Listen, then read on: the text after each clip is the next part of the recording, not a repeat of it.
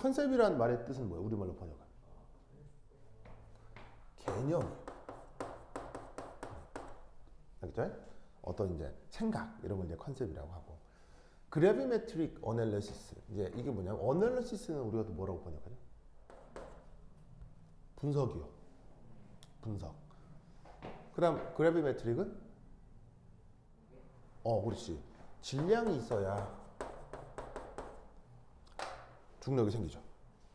그래서 어떻게 되냐면 이제 얘를 우리말로 어떻게 번역하냐면 질량 분석이라고 번역을 하는 거예요. 그러니까 이제 어떤 그 주어져 있는 화학 반응에 대해서 반응물 생성물들의 뭐 질량 어쩌고 저쩌고 있을 거 아니에요. 그럼 그들의 질량을 이제 막 더하기 빼기 하는 거야. 더하기 빼기 하면 곱하기 나누기 등등 하는 거지. 그래서 질량을 이용해서 그 화학 반응의 어떤 내용을 분석하는 거예요. 그래서 그런 것들에 대한 개념을 좀 연습해 보자 이런 얘기죠. 아시겠죠? 그래서 이제 거기에 뭐가 나오냐면 바로 연습 문제 7. 침전 형성 반응에 대한 이 뭐냐면은 얘기를 가지고 이 질량 분석을 어떻게 하느냐 그걸 이제 살펴볼 거다 이런 말이죠. 알겠죠? 그래서 이제 문제를 읽으면 어떤 내용이 있는데 이제 실제로 이제 그 안에 있는 내용이 이제 어떤 거냐 한번 살펴보겠다 이런 말입니다. 자, 이 내용은 이제 이 문제는 어떻게 만들어진 거냐면 이렇게 Ag 플러스 이온에 의한 침전 형성. 왜 우리가 뭐 귀금속 중에 금, 은 뭐 이런 거 있잖아요. 근데 그 은 하는 건데 저 은이 그 보통은 화학 반응을 잘 안 해요. 잘 안 하는데 제가 화학 반응을 하게 되면 지금 여기서 얘기하는 침전 이런 걸 만들 수 있는데 침전이란 말 들어본 적 있어요? 앙금이요. 앙금이란 말 들어본 적 있어요? 여기에 있는 은 이온은 이렇게 수용액 중에 잘 녹아 있을 수 있어요. 그래서 AQ라고 하는 게 뭐예요? 수용액 중. 그래서 이제 용매가 물인 상태에 잘 녹아 있는 이라는 뜻의 말을 이렇게 AQ라고 쓰는 거죠. 그래서 은이온은 그 자체로는 물에 어느 정도 잘 녹아 있을 수 있어요. 근데 그게 여기서 누구를 만날 수 있냐면 Cl-. 자, 이런 걸 무슨 음이온이라고 해요? 염소 음이온이라고 하죠. 염소란 말 들어본 적 있죠? 그래서 두 개가 반응을 하면 희한하게도 물 속에서 이런 게 만들어져요. 보이시죠? 그럼 여기에 있는 이 AgCl. 자, 이게 뭐냐면은 우리말 번역으로다가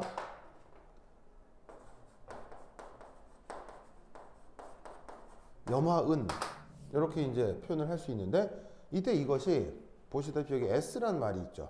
S란 말의 뜻은 뭐예요? 솔리드, 고체. 그래서 이 솔리드라고 쓰는 게 다간이 여기다 보통 화살표를 이렇게 쓸 수 있거든요. 그럼 이제 이렇게 솔리드의 화살표가 되어 있는 이 표시가 뭐냐면 바로 침전이 이루어진다. 혹은 앙금이 이루어진다. 이런 뜻이에요. 그럼 침전이 만들어진다, 앙금이 만들어진다. 이 말은 얘는 물에 녹는다, 물에 안 녹는다? 물에 안 녹는 것이 되는 거예요. 알겠죠? 그래서 Ag 플러스도 Cl 마이너스도 물 속에 잘 녹아 있을 수 있는데 이때 이런 식으로 AgCl 상태가 되면 물에 안 녹는 상태가 되고 그걸 우리가 침전이다, 앙금이다 이렇게 표현을 하는 거예요. 그리고 이런 반응은 한 가지가 더 있을 수 있는데 바로 요렇게. 자, 위에 있는 이 녀석은 염소이온인데 염화이온인데 이 아래쪽에 있는 놈은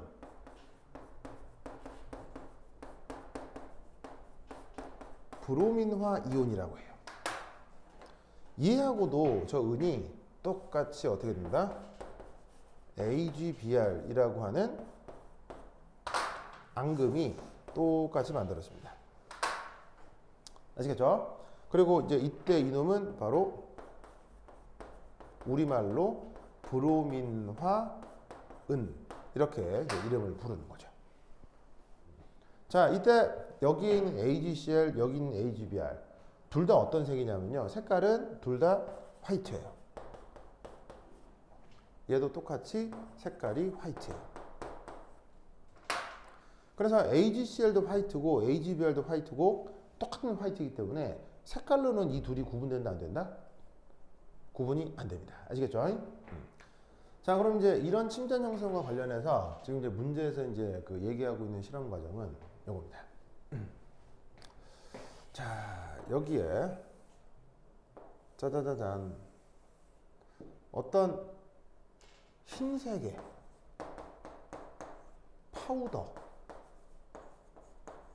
파우더란 말은 알아요? 파우더 예를 들면 분유 같은 거예요. 분유. 그래서 분유 같은 거는 이렇게 가루처럼 돼 있잖아요. 그럼 그 파우더는 기체예요, 액체예요, 고체예요? 고체죠, 고체. 고체를 어떻게 해놓은 거냐면요, 갈아 놓은 거라고요. 그래서 이 고체잖아요. 이 분필 고체잖아. 그래서 막 써가지고 갈아 놓으면 이게 이렇게 되지. 이게 파우더라고요. 파우더는 고체지, 고체. 고체인데 재밌는 건 이 흰색 파우더 형태의 혼합물을 준비해요. 어떤 혼합물. 보이시죠? 혼합물. 그럼 이제 이 혼합물에 누가 있느냐? 바로 문제 누구야? 문제 NaCl과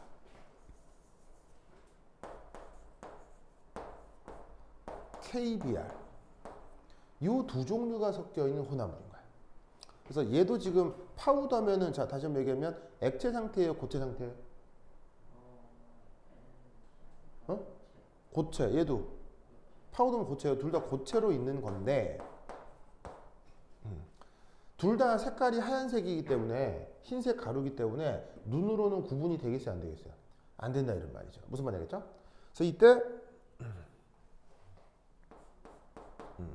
여기서 NaCl 더하기 MKBr 해서 요걸 M1이라고 합시다. 자, 이게 무슨 말이냐면 자, 여기 M으로 쓰면 내가 뭐라고 항상 얘기해요? M이라고 쓰면 항상 뭐예요? 질량이라고 했죠? 질량. 그래서 NaCl, 그럼 이제 MNaCl이면 NaCl의 질량, 그 다음에 KBr의 질량이잖아요. 자, 이때 여기에 있는 요 M1은 뭐냐면 요 둘의 전체 질량이 되는 거예요. 그냥 두 개 더한 질량이라는 얘기겠죠? 그런데 이때 이 둘의 각각의 질량을 알 수 있을까요? 각각의 질량은 모를까요? 자, 예를 들면 그냥 이게 그거 분유 한 스푼 하고요, 설탕 한 스푼을 넣고 섞어놨어요. 거기서 직전에 분유 질량하고 설탕 질량 따로 알 수 있어요? 못해요. 이거 대충 섞어놨어요, 이 상태에서. 그거 어떻게 분유 가루하고 설탕 이거 어떻게 분리해? 되겠어요, 안 되겠어요? 안 되겠죠. 그러니까 뭐냐면 따로따로는 몰라. 그런데 그걸 섞어놓은 전체 질량은 알 수 있어, 몰라? 전체는 알 수 있으면 그대로 저울에 올리면 되니까. 그래서 이 둘의 전체 질량은 지금 측정을 했다.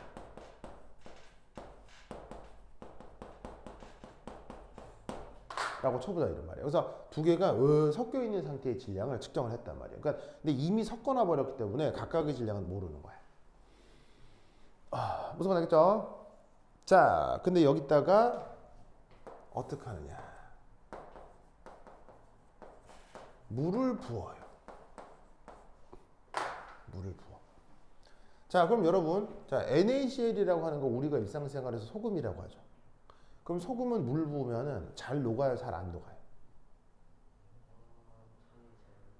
소금은 물 부으면 굉장히 잘 녹죠. 그래서 어떻게 되냐면 소금에다가 물을 딱 부어 놓으면 어떻게 되느냐? 어떤 수용액이 만들어지고 바로 저기에 뭐 NaCl AQ와 KBR AQ의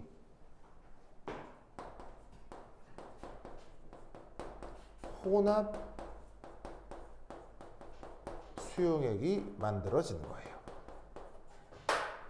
알겠죠? 자, 아까 이 AQ라는 표현을 썼었는데 AQ가 무슨 말이에요?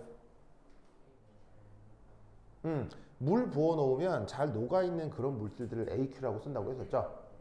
그래서 NaCl이 소금인데 소금 물에 잘 안 녹아요? 녹아요? 잘 안 녹아요? 잘 녹죠? 그 얘기를 하는 거예요. 그래서 여기다가 얘는 고체 혼합 물인데 물 부어버리면 싹 녹아버릴 거 아니에요. 예를 들면 분유하고 설탕 이런 거. 처음엔 고체지만 물 부으면 싹 녹아버리죠. 그래서 그런 것처럼 NaCl하고 KBr을 물에 녹인 상태다 이런 말이에요. 무슨 말 알죠? 그럼 이때 어떻게 되느냐? NaCl이 각각 얘는 플러스고 얘는 마이너스고 KBr도 얘가 플러스고 얘가 마이너스잖아요. 그럼 얘가 물에 녹으면 어떻게 돼요? 이온결합 화합물들은 이온화가 되죠. 그래서 물 속에서 NaCl, KBr 이런 애들이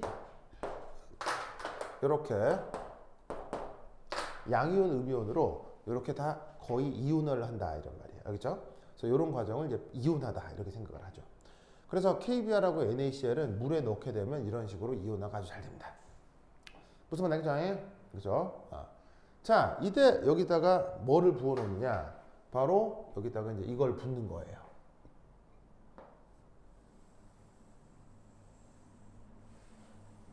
하면서 바로 AgNO3 수용액을 만들어요. 자, 얘를 이제 우리말로는 뭐라고 번역하냐면 질산은이라고 합니다. 여기도 AQ가 붙었기 때문에 이 질산은도 물에 어떻게 돼 있다는 거예요? 질산은도 물에 굉장히 잘 녹아 있다 이런 얘기지. 그래서 얘가 질산은 용액 중에는 어떻게 된다? 바로 이렇게 Ag 플러스 이온하고 NO3 마이너스 이온이 물 속에 잘 녹아있게 된다 이런 말이죠. 아시겠죠? 그래서 저기에 있는 AgNO3 수용액을 만들어 놓으면 그 녀석이 물에 저렇게 플러스하고 마이너스 이온으로 잘 녹아있게 된다. 아시겠죠? 걔를 여기다가 이제 샥 붓는 거예요. 무슨 말인지 알겠죠? 샥 붓는 거야. 자, 그럼 이때 어떤 일이 벌어지냐면 바로 여기에 있는 이 침전 형성 이게 이루어지는데 이 침전 형성을 어떻게 이해하시면 되냐면요. 이 침전 형성은 실제로 이 침전 형성되는 반응 본 적 있어요? 없어요? 앙금 형성되는 반응 본 적 있어요? 없어요? 있어요? 이게 학교 과학 시간에 실험을 해봤을 수도 있는데 침전 형성이 되는 반응을 실제로 보면 어떻게 되냐면 얘가 반응 속도가 무지막지 빨라요. 얘도 마찬가지예요. 엄청나게 빠르고 엄청나게 빠르다는 얘기는 무슨 말이냐면 이게 기본적으로 원래 이 수용액도 기본적으로 다 투명해요. 소금물이 무슨 색깔이 있어요? 투명해요? 소금물 색깔 있어요? 투명. 그 얘기를 하는 거야. 그죠? 그래서 여기에 NaCl, KBr을 녹여놔도요. 기본적으로 얘는 이런 애들이 들어있기 때문에 투명한 거예요. 그래서 지금 이런 걸 섞어놨기 때문에 NaCl, KBr이 있다라는 거지. 실제로 눈으로 봐서는 누가 녹아있는지 알 수 있겠어요? 모르겠어요. 눈으로 봐서는 몰라요. 그냥 투명하기 때문에. 그리고 여기에 있는 얘도 사실은 완전히 투명합니다. 그래서 이것도 투명하고 이것도 투명해요. 무슨 말 알겠어요? 그러면 투명한 거 두 개 섞으면 보통 우리는 투명할 거라고 생각하잖아요. 근데 되게 놀라운 건 여기에 딱 집어넣자마자 갑자기 딱 이 두 수용액이 닿는 부분 있죠. 여기서부터 갑자기 그러니까 이것도 붓고 나서 좀 기다리고 이게 아니고요. 딱딱 부어서 이 용액하고 이 용액이 닿자마자예요. 용액이 닿자마자 갑자기 뿌옇게 변합니다. 갑자기 뿌옇게 변해요. 이 갑자기 뿌옇게 그리고 하얗게 변하거든요. 갑자기 뿌옇게 하얗게 변하는데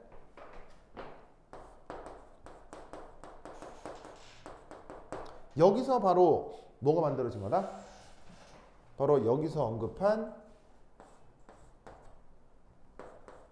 AgCl 솔리드 침전과 AgBr 솔리드 침전이 동시에 생성이 되는 거예요.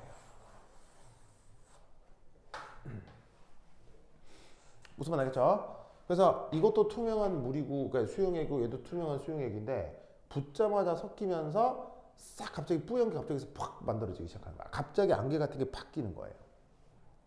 무슨 말 알겠죠? 그래서 지금 여기서 반응이 엄청나게 빠르다고 했는데 그게 AgCl이 만나서 AgCl이 될 때도 굉장히 빠르고요.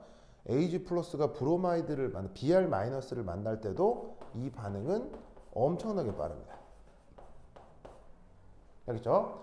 그리고 이 둘 사이의 반응은 이 반응성이 굉장히 커서 이때 이제 어떤 생각을 할 수 있냐면 바로 Ag 플러스 Cl 마이너스가 반응을 해서 이 AgCl이 되는 것은 거의 100%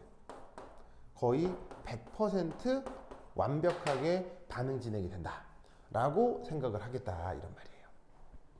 아시겠죠? 그래서 이 침전이 만들어지는 반응은 기본적으로 반응 속도가 억수로 빠르고 만들어질 때 100% 온전히 다 만들어진다 이렇게 생각을 하자 이런 말이에요. 알겠죠? 그죠? 그래서 이때 여기에 있는 이 Ag 플러스를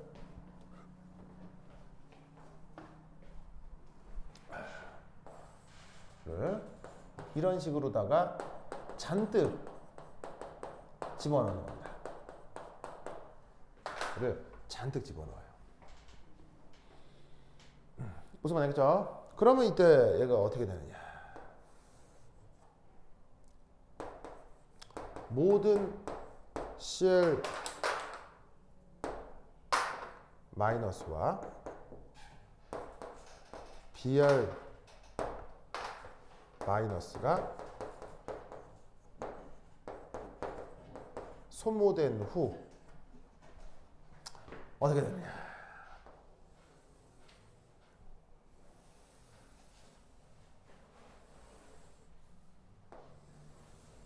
자, 보이시죠? 이 수용액 상태에서 어떻게 되느냐? 이렇게 됩니다.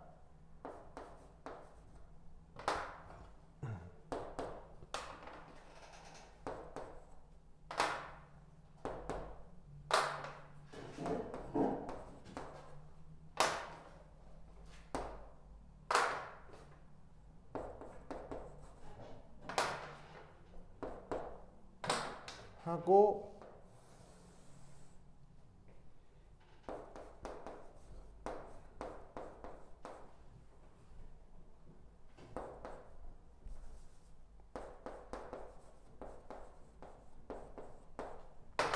요렇게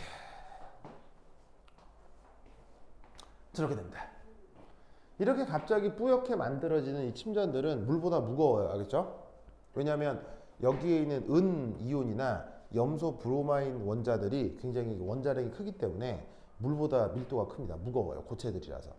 그래서 한참 내버려 두면 얘네들이 어떻게 된다?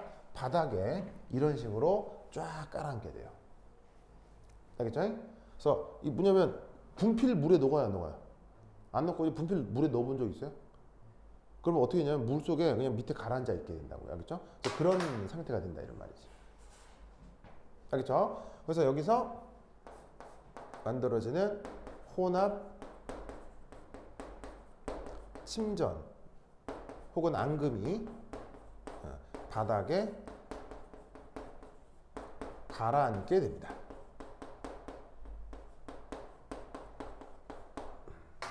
알겠죠? 이때 여기에 지금 Na 플러스 어디서 온 거냐면 여기서 온 거고요. K 플러스 포타슘 양이온은 여기서 온 거고요. 그 다음에 NO3 마이너스는 어디서 온 거예요? 얘는 어디서 온 거예요? 이건 어디서 온 거예요? 그림에 있잖아요. NO3 말고 그림에. 여기 있던 거죠? 얘를 한꺼번에 다 부은 거니까 요놈이 이쪽으로 들어올 수밖에 없다고요. 알겠죠? 그럼 이때 여기서 요 Na 플러스 K 플러스 NO3 마이너스 얘들은 실제로 침전 반응하고 관계가 있어요, 없어요? 자, AgCl에 얘가 있어요? 여기 만들어진 침전에 얘가 있어요? 없죠. 얘가 있어요? 없죠. 얘가 있어요? 없죠. 이런 걸 뭐라고 해요? 바로 구경꾼 이온이라고 하죠. 구경꾼 이온. 자, 구경꾼 이온은 뭐냐면 주어진 반응과 크게 관계없는 이온들을 바로 구경꾼 이온이라고 하죠. 그래서 수용액 중에는 이 Na 플러스 K 플러스 NO3 마이너스가 이런 식으로다가 알겠죠? 있을 수 있는데 침전하고 관계가 없이 수용액 중에 녹아 있을 수 있다 이런 말이죠. 알겠죠? 자, 그런데 여기에 있는 Ag 플러스는 왜 이렇게 남아 있을 수 있냐면 자, 문제에서 Ag 플러스를 어떻게 과량 집어넣었다고 했죠. 왜 과량 집어넣을 수밖에 없냐면 얘가 원래 색깔이 뭐라고 했어요? 투명했죠. 얘도 원래 색깔이 뭐라고 했어요? 투명했죠. 그럼 어떻게 되냐면 이게 투명하기 때문에 이 안에 Cl-하고 Br-가 몇 개 있는지 알 수 있어요? 몰라요? 몰라요. 또 Ag 플러스도 여기 몇 개 있는지 알아요? 몰라요? 몰라요. 투명하니까 그 개수를 알 수가 없다고요. 그러니까 얘를 아주 많이 넣는 거예요. 그럼 Ag 플러스를 아주 많이 넣어서 여기에 침전이 만들어질 때까지 최대로 만들어질 때까지 Ag 플러스를 계속 넣는 거예요. 그러면 어떻게 되냐면 이 Ag 플러스가 어떻게 된다? 실험 중 저런 식으로 과량 공급된 거죠. 그리고 과량 공급됐기 때문에 뭐 어떻게 될 수도 있다? 그중 일부가 남은 것이 여전히 이 수용액 중에 있을 수 있다 이런 말이에요. 무슨 말 알겠죠? 그런데 여기에 있는 이 Cl-는 여기 있던 것이 100% 온전히 다 반응했다라고 할 수 있고 여기 있는 Br-도 수용액 중에 있던 것들이 100% 온전하게 반응을 했다고 할 수 있으니까 Cl-, Br-가 싹싹 반응을 해서 이쪽으로 다 침전대에 가라앉아졌고 거기서 Ag 플러스만 반응하지 않고 일부 남은 것을 이렇게 표기를 한다 이런 말이죠.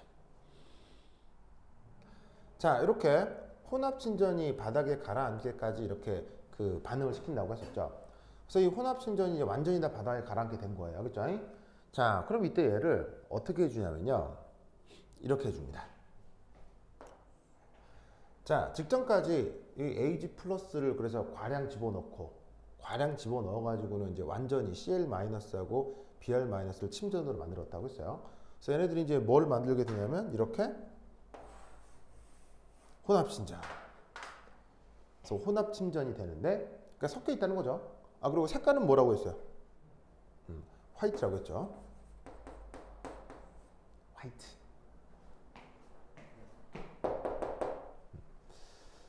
그래서 이 AgCl도 화이트예요. 그 다음에 AgBr도 화이트예요. 두 개가 가루로 섞여 있기 때문에 눈으로는 뭐가 뭔지 구분이 된다 안 된다? 안 된다. 그래서 이런 상황이 된 거예요. 그래갖고 이제 얘를 어떻게 하느냐? 감압 여과를 하는데 감자가 무슨 뜻? 감소시킨다. 압자는 압력, 여과는 거른다. 그래서 뭔가 압력을 감소시켜서 거른다 이런 말이에요. 그럼 이게 뭐 하는 짓이냐? 그래서 이 실험 과정을 이제 지금 그림으로 그려본 건데 이때 이제 뭐가 필요하다? 요런 깔때기가 필요해요. 깔때기죠, 깔때기를 준비하고 그런 다음에 여기다가 거름종이를 세팅해요. 거름종이 알죠? 거름종이 세팅하고 그 다음에 여기다가 요 얘를 그대로 그냥 갖다 부으라는 얘기예요. 지금 요 그림이 요거 알겠죠? 요거. 그래서 수용액 중에는 얘 이온이 있어. 그래서 얘 이온이 있고, 그 다음에 여기 있는 혼합친전 있지. 그 혼합친전이 요거 알겠죠? 알겠죠? 요거.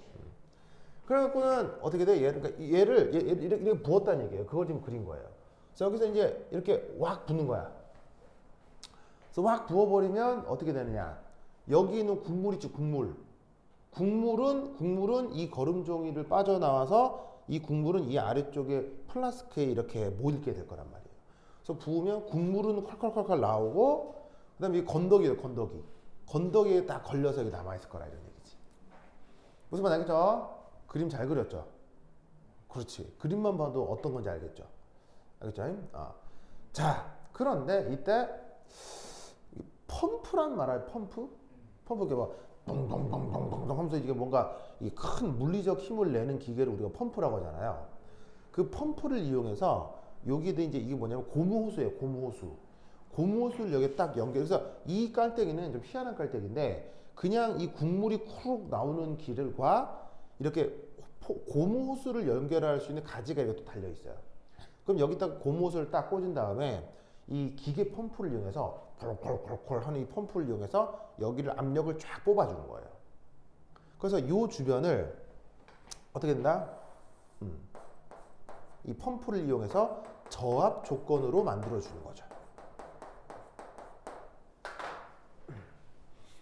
무슨 말 알겠죠? 알겠죠? 그러면 이게 이제 왜 이런 걸 하느냐? 왜 이런 걸 하냐면요. 혹시 현수 드립 커피라고 먹어본 적 있어요? 드립 커피? 그러면 드립 커피 먹는 거 본 적 있어요? 집에 부모님께서 커피 안 좋아하세요? 네. 아이스 아메리카노만 드세요? 드립 커피도 아이스 아메리카노. 집에 드립 커피 장치 없어요? 그래. 그렇구나. 알겠습니다. 그 드립 커피라는 게 뭐냐면요. 진짜 이거 먹어본 사람한테 딱 바로 무슨 말인지 아는데. 이게 뭐냐면 요겁니다. 여기 이제 그 드립 커피라고 하는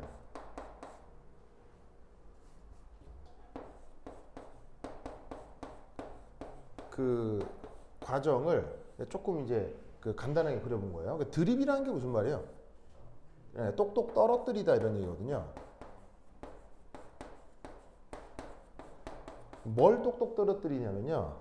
이렇게 주전자를 이용해서 물을 똑똑 떨어뜨리거든요. 이게 똑똑 떨어뜨리는 이걸 보고 이제 드립이라고 한 거예요. 그렇죠? 혹은 이게 똑똑똑 떨어지는 국물을 보고. 그래서 여기 이제 삼각형으로 된 게 이게 이제 깔때기고요. 여기 깔때기 보이시죠? 깔때기고. 그 다음에 여기 이제 중간에 깔려 있는 거 이거 있죠? 여기 이제 거름종이에요. 그러니까 이제 뭐 영어로는 필터라고 하는 거. 아시겠죠? 그래서 우리말로는 거름종이, 영어로는 필터라고 하는 걸 이제 깔아요. 그런 다음에 여기다가 바로 커피 가루.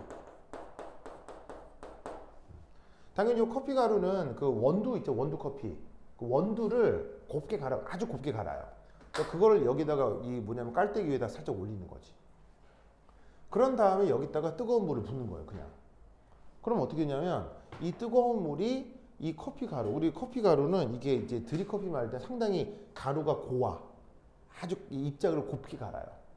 이유는 그냥 물만 부어서 추출하는 거기 때문에 물하고 커피가 이 접촉을 잘해야 되겠지. 그래서 이 커피를 굉장히 곱게 갈아요. 접촉을 잘하게 하려고. 그래서 이제 여기에 있는 이 커피가 이리 들어와서 커피 가루랑 만나고 이 물이 이 커피 가루를 싹 적시거든요. 그래서 싹 적셔가지고는 그 적셔진 커피 물이 아래쪽으로 천천히 떨어지는 구조예요. 무슨 말 알겠죠? 그럼 여기 아래에 이제 커피 국물이 나올 거 아니야. 그럼 이거, 그리고 여기 이제 커피 원두 가루는 여기 찌꺼기에 남겠지. 그런 식으로 이 커피를 만드는 거를 우리가 드립 커피라고 한다 이런 말이에요. 알겠죠? 이 또 드립 커피 만들 때 약간 좀 이제 또 테크닉이 있는데 이 물 있잖아, 물. 물을 한꺼번에 왁 부으면 안 돼요. 한꺼번에 막 부으면 안 되고 물을 부을 때 어떻게 부어야 되냐면 이놈의 물이 여기에 있는 커피 가루와 거름 종이에 살짝 젖을 수 있을 정도로만 물을 약간 넣는 거예요. 약간. 알겠죠? 그래서 약간 넣어서 여기에 있는 물이 여기 커피 가루에 있는 커피 성분을 추출해서 충분히 빠져나오게 한 다음 그 다음 또 물을 또 조금 붓고 아시겠죠? 그래서 그런 식으로다가 이 물을 한꺼번에 많이 붓는 게 아니라 얘를 어떻게 된다? 조금씩 부어서 조금 추출하고 빼내고 조금 추출하고 빼내고 해야 돼요. 이건 왜 그러냐면 저기에 물을 한꺼번에 많이 부으면요. 화학 평형의 원리에 의해서 커피 성분이 물에 충분하게 추출이 되질 않아요. 그래서 어떻게 해야 되냐면 커피 성분이 물에 충분히 추출되게 하려면 바로 여기에 있는 뜨거운 물을 조금 붓고 추출해내고 조금 붓고 추출해내야 되는데 이 과정이 나중에 화학 평형과 분배계수라고 하는 개념이 있습니다. 그 분배계수 개념으로 설명이 돼요. 그래서 화학 평형과 관련해서도 이거 관련이 있기 때문에 관련해서 지금 이제 말씀을 드린 겁니다. 아시겠죠? 그런 식으로다가 이제 이 떨어뜨려내는 이 커피를 드립커피라고 하는데 근데 의외로 이걸 실제로 해보면은 뜨거운 물을 부었을 때 여기에 있는 이 국물이 밑으로 잘 안 빠져요. 되게 천천히 빠져요. 왜 되게 천천히 빠지냐면 아까 이 커피 가루에 굉장히 이 입자 크기가 곱다고 했죠. 왜냐하면 물하고 접촉 면적을 아주 크게 키워야 되니까. 그러다 보니까 뜨거운 물을 딱 부으면 이 뜨거운 물이 여기에 있는 커피 가루에 머금게 되고 그것이 빠질 때까지 시간이 꽤 오래 걸려요. 그래서 어떻게 했냐면 실제로 드립커피를 만들 때 좀 시간이 좀 필요한 거죠. 그러다 보니까 여기에 이 물이 잘 안 떨어져 내려오거든요. 그럼 여기에 잔뜩 머금고 있는 커피 물을 여기서 빨리빨리 떨어뜨려 내려면 어떻게 하면 되겠어요?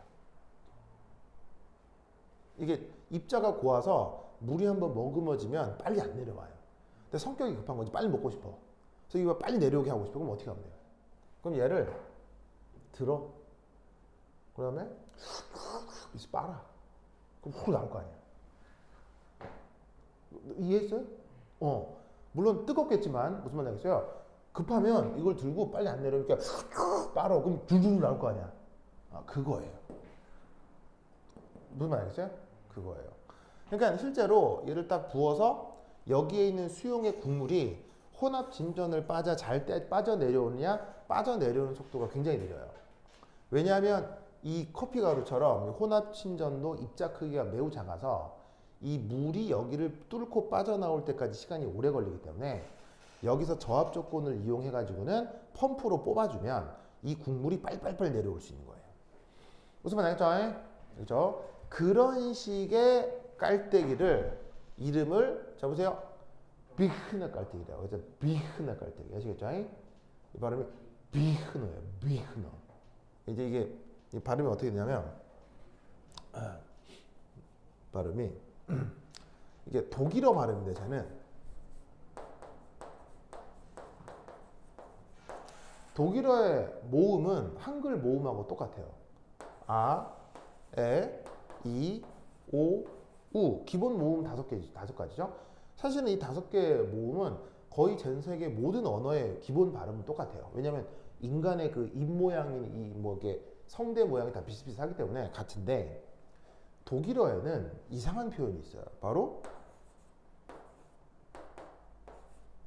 여기서 땡땡 땡땡 땡땡 이렇게 각 모음에 땡땡이가 붙어 있는 게 있어. 그럼 이 땡땡이를 독일 말로 이게 철자 기억이 안 나는데 우물라우트라고 해요. 우물라우트. 네. 그래서 이제 독일어로 쓴 내 기억. 근데 발음이 어떻게 되면 희한한데 이게 독일어에만 있는 모음 발음이에요. 이거 어떻게 되냐면 아, 에, 이, 오, 우에다가 우물라우트를 붙이면 무슨 소리가 나냐면 토하는 소리가 나요. 그럼 토하는 소리가 뭐예요? 으악 이거잖아요. 그럼 아에다가 으악을 섞는 거예요. 그러면 아, 에, 이, 오, 우. 알겠죠? 네. 그래서 얘는 부가 아니고요. 부가 아니고 비 알겠어요? 네. 그래서 독일어에만 있는 희한한 발음입니다. 그래서 요까지 한 발음하면 요 B하고 U 요 발음하면 B. 아시겠죠? 그다음에 CH는 이게 이제 독일어에서 이제 무슨 발음이라고 하냐면 이제 목구멍 소리라고 하거든요. 목구멍 소리. 그래서 발음이 어떻게 되냐면 이렇게 돼요. 상당히 이상한 소리가 나요. 그리고 가래 끓는 소리 있잖아요. 이런 소리 나. 그래서 한꺼번에 발음하면 비 너 알겠죠? 비 너. 빨리 발음하면 비 너 깔때기. 아시겠죠? 해봅시다. 시작. 비 너 깔때기. 아시겠죠? 아, 이게 사람 이름인지라 최대한 원어에 가깝게. 아시겠죠? 그래서 이 깔때기를 이용해서 얘를 물을 여기 아까 이 수영에게 물을 부어주면 요 혼합 침전을 이렇게 걸러낼 수가 있다. 이란 말이죠. 무슨 뜻인지 아시겠죠? 그렇죠? 오케이 됐다. 그리하여 아까의 그 실험 과정을 거쳐서 이렇게 이제 거름 종이에 혼합 침전을 이렇게 걸러낸 거예요. 아시겠죠? 그래서 이제 이 최종적으로의 혼합 침전을 이제 어떻게 얘를 요 침전만큼을 저울에 옮겨 어떻게 한다? 그 질량을 측정한다.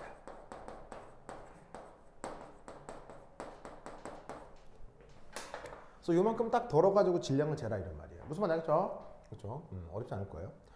자, 그러면 저울에 옮겨 질량을 측정한다라고 했을 때 이 혼합 침전에는 누구하고 누가 섞여 있죠? 바로 누구와 누구가 섞여 있냐면 앞서 얘기했던 AGBR하고 AGCL이 여기에 섞여 있을 거란 말이에요. 그럼 여기서 AGCL의 질량과 AGBR의 질량 그걸 합쳐서 M2라고 할 수 있는데 지금 여기에 AGCL하고 AGBR이 섞여 있지만 지금 당장 AGCL의 질량과 지금 당장 AGBR의 질량을 알 수 있다 모른다? 그건 알 방법이 없는 거죠.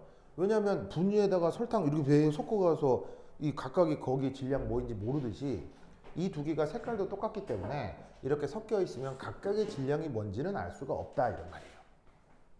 무슨 말 알겠죠? 다만 이 두 개를 섞어 놓은 바로 그 전체 질량 요걸 지금 측정을 한 거다 이런 말이에요. 이건 마치 어떤 상황이랑 똑같은 거냐면요. 맨 처음 우리가 실험을 어떻게 했어요? 맨 처음에 NaCl하고 KBr 요 두 개가 섞여 있는 채의 전체 질량을 측정했죠. 그래서 섞여 있기 때문에 각각은 모르고 두 개를 섞어 놓은 전체 질량만 저울에 측정을 했었잖아요. 그 상황이랑 똑같은 거예요. 여기도 두 개가 섞여 있는데 각각이 누군지는 모르고 둘의 전체 질량을 지금 M2로 측정을 한 거다 이런 말이죠. 그래서 지금 이 M1과 M2를 우리가 실험을 통해서 측정을 해서 알아낸 거예요. 알겠죠? 그렇다면 이것으로부터 우리는 뭘 할 수가 있느냐? 이런 식으로다가 M1하고 M2의 질량을 측정했잖아요. 그럼 M1하고 M2의 질량을 측정한 것으로부터 우리는 뭘 할 수 있냐면 이 맨 처음 이 원래 안에서 이 NaCl과 KBr 각각의 질량을 이제 알아낼 수가 있는 거예요. 처음엔 몰랐죠. 몰랐는데 이 두 개를 더한 질량을 알고 요 두 개를 더한 질량을 알면 그것으로부터 맨 처음 요 둘의 혼합에서 각각의 질량이 뭔지를 파악할 수가 있는 거예요. 알겠죠? 자, 어떻게 하느냐? 요렇게 우선 알아볼 수 있는 것은 바로 이 실험을 위해서 저 전체 시스템의 염소 음이온 이 녀석을 얼마나 공급했는지를 우리가 이제 알 수 있거든요. 계산을 통해서. 그건 알아볼 텐데 바로 그것을 위해서 우선 NaCl의 몰수 계산을 한번 해봅시다. 자, 몰수라고 하는 건 항상 뭐를 뭐로 나누는 거예요? 바로 질량을 자, 뭐로 나누는 거죠? 이 M이 뭐예요? 바로 항상 몰 질량 혹은 화학식량이죠. 그럼 잘 봐요. 자, NaCl의 몰 질량을 어떻게 구해요? 바로 Na와 Cl의 원자량을 각각 주기율표에서 찾으면 되겠죠. 그러면 주기율표 찾으면요, 그 주기율표 뒤져요. 막 뒤지면 이 Na 같은 경우는 그 주기율표에 뭐라고 돼 있냐면 원자량 한 23 정도 돼 있을 거고요. 염소는 35.5 정도 돼 있을 거예요. 그래서 주기율표에 찾으면 조금 더 정확한 값이 있으니까 그걸 찾으면 그게 이 NaCl의 몰 질량이 되는 거지. 그래서 항상 몰수는 뭐로 나눠? 질량을 몰 질량으로 나누는 건데 질량 얘는 바로 맨 처음에 준비됐던 요 질량 아직은 이제 우리가 알 수가 없죠. 그 질량을 Na와 CL의 원자량을 주기율표에서 찾아가지고 설라문에 그걸로 나눠주면 그게 바로 NaCl의 몰수가 된다 이런 말이지. 무슨 뜻인지 아시겠죠? 그렇죠? 네. 그런데 여기에는 NaCl은 어떻게 되느냐? 1 플러스 1 마이너스의 이온결합 물질이고 이것은 NaCl은 바로 강전해질이죠. 강전해질이 뭐예요? 바로 물속에서 100% 이온화한다라고 가정할 수 있는 물질을 강전해질이라고 하죠. 그럼 NaCl을 이만큼의 몰수를 공급을 했지만 결국 얘네가 물속에서 100% 이온화를 할 것이기 때문에 여기에 있는 이 Cl-가 어떻게 되겠어요? 얘가 넣어준 몰수만큼 그대로 만들어질 거다라고 가정을 하는 거예요. 그래서 지금 얘가 나중에 은이랑 반응을 해서 AgCl 침전이 될 텐데 그게 결국 어떻게 된다? Cl-의 몰수가 처음에 공급한 NaCl의 몰수랑 같아져야 된다 이런 말이지. 무슨 뜻인지 아시겠죠? 알겠죠? 그리고 이게 결국에는 뭐랑 같아야 되느냐? 바로 생성된 AgCl의 몰수랑 똑같아야 된다 이런 말이죠. 왜? 자, 지금 요것은 생성된 AgCl 몰수를 이렇게 표기를 한 건데 왜냐하면 Cl-가 지금 NaCl로부터 공급됐죠. 그럼 얘가 강전해질이고 이온화를 하면 1대1로 만들어지니까 넣어준 몰수 그대로 만들어졌는데 여기에 AgCl을 어떻게 만들어요? 바로 Ag+를 실험에서 과량 집어넣는다고 했죠. 그럼 Cl- 양이 있는 것에 대해 Ag+를 과량 넣어서 모두 다 AgCl로 바꾼 거니까 이 반응에서 Cl-가 한 개 반응물이 되는 거예요. 그리고 화학양론 개수는 1대 1대 1이니까 실험에서 여기서 공급된 Cl-의 몰수가 그대로 AgCl로 바뀌었다라고 볼 수 있는 거예요. 즉 여기서 침전으로 만들어진 그 혼합 침전 안에 들어있는 AgCl의 몰수는 뭐가 된다? 바로 여기에 있는 공급한 Cl-의 몰수, 애시당초 NaCl의 몰수랑 같아진다 이런 말이죠. 무슨 뜻인지 아시겠죠? 알겠죠? 그리고 이 원리는 그 Br-가 Ag의 Br을 만들게 되는 양론하고도 정확하게 똑같이 적용을 할 수가 있는데 여기 지금 Br-라고 하는 음이온은 자 100% 어디서 공급돼요? 맨 실험 초반 KBr로부터 공급이 되죠. 그럼 이 녀석의 몰수를 구하자. 자 몰수라고 하는 건 항상 몰 질량으로 질량을 나누는 거예요. 그러면 KBr의 질량에다가 KBr의 몰 질량을 나누면 되는 거죠. 역시나 KBr 몰 질량은 어떻게? 주기율표에 있는 이 포타슘하고 이 브로마인의 원자량을 더해서 KBr의 몰 질량을 찾으면 되는 거라고요. 그럼 이때 KBr의 질량을 KBr의 몰 질량으로 나누면 그게 KBr의 뭐다? 역시나 몰수가 되는데 여기에 있는 NaCl처럼 이 KBr도 물속에서 100% 이온화되는 강전의 질이라고. 그럼 이 강전의 질이 어떻게 되겠어요? 100% 이온화해서 그 몰수만큼 브로마이드 마이너스를 만들겠지. 그리고 여기서 원리와 똑같게 넣어준 브로마이드의 몰수 그대로 AgBr 몰수가 만들어질 거다 이런 말이지. 무슨 뜻인지 아시겠죠? 그래서 여기서 설명했던 원리 그대로 AgBr에 적용을 해볼 수 있다 이런 말이에요. 아시겠죠? 그렇죠? 자, 그 다음 해볼 것은 만들어진 요 침전들의 질량을 이제 수식적으로 이제 한번 표현을 해보도록 하겠습니다. 자, 역시나 요 M으로 쓰면 질량인데 질량 우리 어떻게 표현해요? 화학양론에서 바로 몰수에다가 뭘 곱하죠? 바로 몰 질량을 곱하죠. 기억나시죠? 그래서 단위도 어떻게 돼요? 몰의 단위는 몰수의 단위는 몰이고 몰 질량 단위는 그램 퍼 몰이잖아. 그럼 몰 곱하면 이게 딱 그램이 남겠지. 그래서 질량을 구할 때는 몰수에다가 몰 질량을 곱하는 거야. 그런데 이제 그 대상이 만약에 지금 AgCl이라고 해보자. 그럼 AgCl의 질량을 구해야 되니까 AgCl의 몰수에다가 AgCl의 몰 질량을 곱한 거지. 뭐든지 아시겠죠? 자, 그런데 요만큼 바로 AgCl의 몰수가 우리 앞선 단계 계산에서 뭐라는 걸 알았어요? 바로 이렇게 표현된다는 걸 알았죠?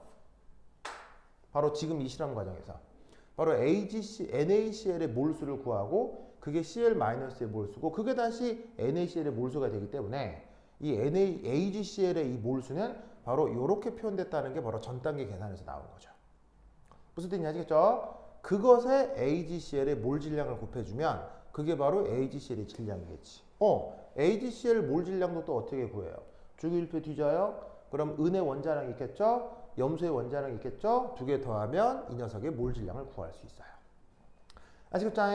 그렇죠? 그래서 이런 식으로다가 침전의 일부인 AgCl의 질량을 이런 식으로 표현을 해볼 수가 있습니다.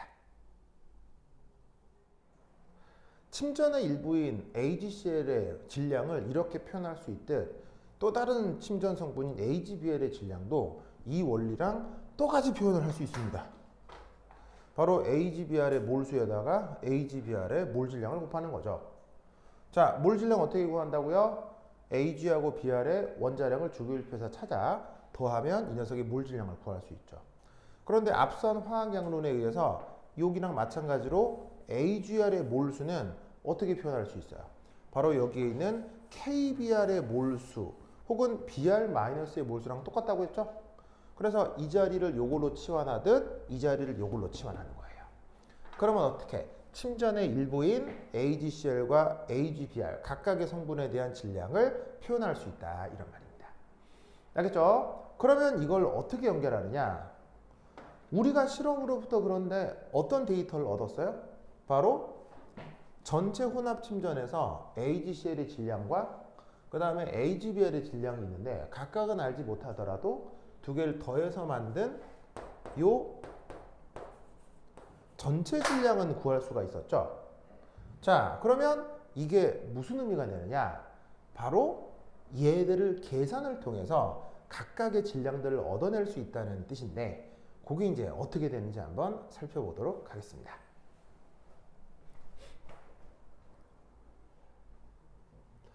실험 맨 처음 얻은 데이터가 바로 NaCl의 질량과 KBl의 질량의 합 M1을 이런 식으로 측정하게 된 거죠.